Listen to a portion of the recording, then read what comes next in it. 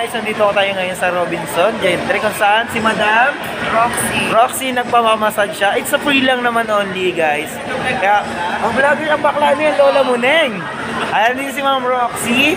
Ate Roxy. Si Madam Roxy. Hindi Madam, Ate Roxy lang. Romoxy na kaya sa kanya.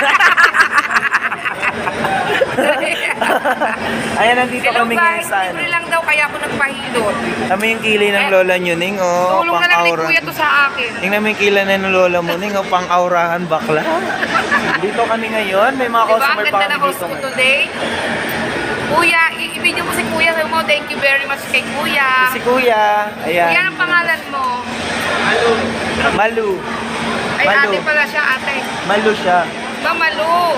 Ayan, nandito tayo ngayon guys. Ang pretty ko ngayon guys. Ang tuloy mag-vlog kaya i-upload ko yan. Wait. Siya ang aking nawawalang nanay. Ate yung mga iba namin customer. Ayan, Ma'am, ibigay kaway ko ka muna, sila. madam. Ayan. Madam, kaway ka muna. Nakaway kayo sa camera, YouTube yan. Anong ano mo? Unsubscribe kagad kita. Ayun.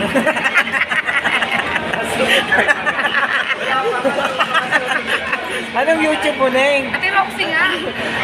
Unsubscribe kita, Neng. Marami kita ang wait ka doon. Ay, ito si Madam Roxy, bibili siya ng product namin. Pag hindi siya bumili, Neng, unsubscribe niyo to, Neng. Ay, massage siya namin.